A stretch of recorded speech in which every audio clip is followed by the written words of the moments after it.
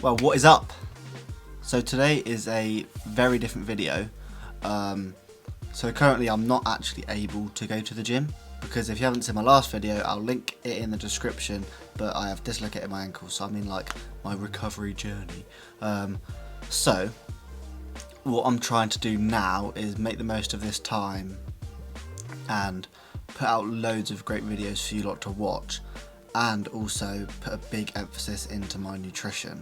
And I've started that by initiating my cut, basically. So this whole video is going to be about how to transition from your bulk to your cut, your actual nutrition in terms of calories and macronutrients, how to set goals within your cut and a main underlying goal, and if and why you should change your training when you're cutting. Okay, so number one, transitioning from a bulk to a cut. Lots of people tend to over complicate this and think that it's really hard to go from a bulk to a cut, because for me, for example, I went from 4,000 calories to 2,500.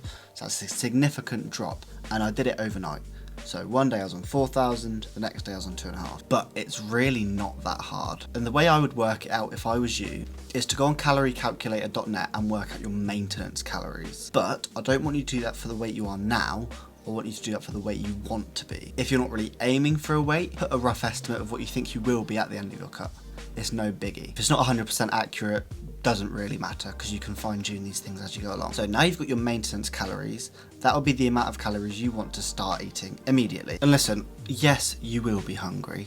That's just the inevitable. But I think a lot of people make it seem a lot worse than it actually is. Like right now, I've just had dinner. I've got about 300 calories left and I'm just a bit hungry. Like, you have to get used to not having a full belly all the time.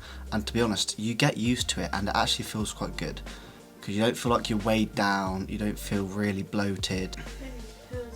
And like you just heard, you'll waste less time sat on the toilet. And that is especially if you're getting in the right foods. And today's a great example. I'll pop my macronutrient breakdown here. But as you can see, I've had like minimal amounts of fat. I think it's like 51 grams of fat and 180 odd grams of protein, which if I could hit that every day would be like absolutely spot on. And it's because I've just been eating good food, not massively processed foods. Don't get me wrong, I've had like one treat, which was a pot of Dairy Dunkers because I was hungry. There was nothing in them really, like calorie wise. Besides that, nothing was massively processed. I had porridge for breakfast, I had a smoked salmon bagel for lunch, I suppose slightly processed there, and then I had chicken and pak choy and rice with teriyaki sauce for dinner. So all of that is really good whole foods. So that's definitely one thing to bear in mind. So number two, actual calorie intake. Right, so I know I briefly covered calories in the first bit, but this section will be properly talking about nutrition. So I previously said how to work out your calories for your cut. Now I'm going to speak about your carbohydrates, your fats, and your protein. Alright, so I feel like the big one is protein, and that's because that's what's going to stop you from losing muscle whilst you're cutting. And obviously the worst thing that can happen during a cut is losing so much muscle that you just are skinny again and the bulk was completely pointless. So there's a massive debate about how much protein you should get in general at the minute, but I think to be safe, if you can aim for 0.8 to 1 gram per pound of body weight in protein, you'll be fine. And assuming you're not planning on losing 20-30 kilos, you can probably get away with using that, but based on your goal weight. So I'm 182 pounds ish at the minute, and I want to cut down to 175. If I just went for 175 grams of protein every day, I would be fine. And to be honest, even if I just did 120 grams of protein per day, I would be okay. But I think it's the sense of security in having excess amounts of protein that is just worth doing. So proteins are covered, let's talk about fats. Really, fats is a sticky one when it comes to cutting, because obviously you don't want to be having lots and lots of fat during your cut, because you're trying to lose fat, not gain it. Not that fat specifically makes you gain weight, but fat is the highest calorie macronutrient per gram, so you want to limit it, but also you don't want to massively limit it so where you have zero, because you still need fat for daily functions of your body. So if I was you, I would be happy with getting at least 50 grams of protein and no more than 80 grams of protein on your cut. If you can stick within that range, that's the sweet spot really. And now carbohydrates. I feel like I'm going to say that macronutrients are a sticky one for each one I say, because I think cutting is a sticky one in general, but I think particularly for carbohydrates, it depends what stage you are in your cut and whether you're wanting to step on stage or just be leaner. If you're still fueling yourself with complex and simple carbs, you're going to still have a full look. But also, if you want to get massively depleted and just completely flush your system, maybe taking a lower carbohydrate approach would be better for you, but I'd only suggest doing that towards the end of your cut, or like I said before, you're thinking about stepping on stage.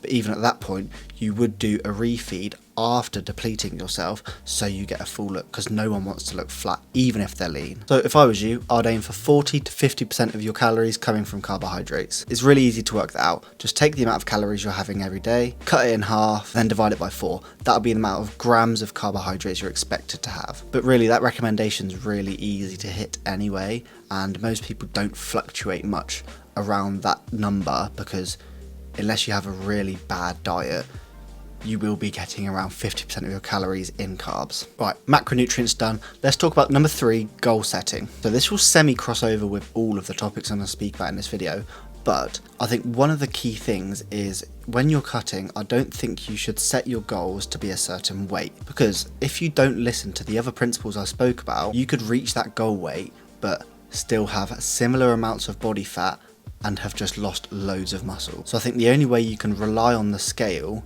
is by ensuring you are staying consistent with the calories you're having, the protein you're having, and the carbohydrates you're having. But even then, you're probably just better off to look at it by the eye, because I imagine for the average gym goer that's cutting, you just want to look leaner. If you've been looking at yourself for the past week whilst you're cutting and you're thinking, I'm not getting any leaner, maybe it's time to drop the calories again.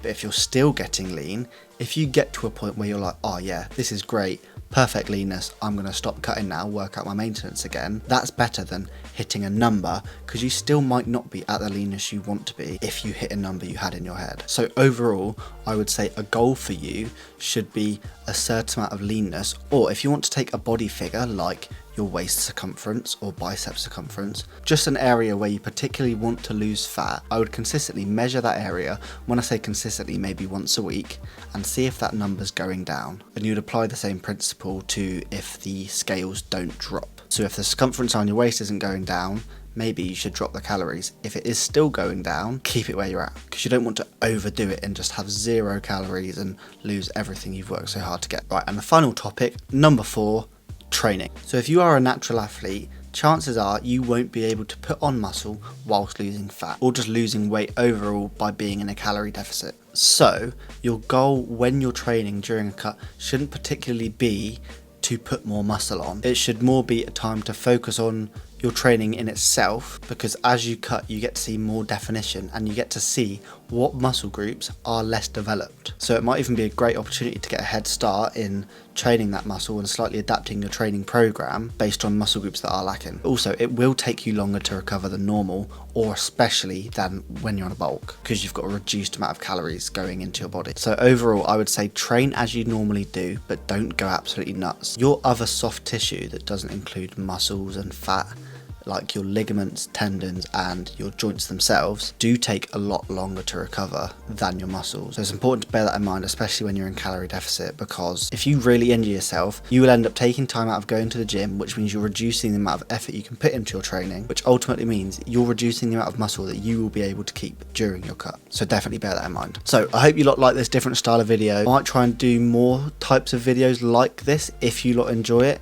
obviously, as well as my normal style of video going into the gym and my training. But I feel like this is a better way to pass on information to you lot, because my main focus is just to sit down and pass the information on, whereas when I'm training and I'm filming, my main focus is the training itself. So I can't necessarily get 100% of my thoughts across to you about what I'm training, why I'm training it, etc. So yeah, as always, if you're new, hit the subscribe button, turn on post notifications, and if you liked the video, like the video. Hopefully the next video you see uploaded is a video of me in the gym. I'll be doing some physio on my ankle, but also training as I would normally, so definitely don't miss it. I'll catch you in a bit.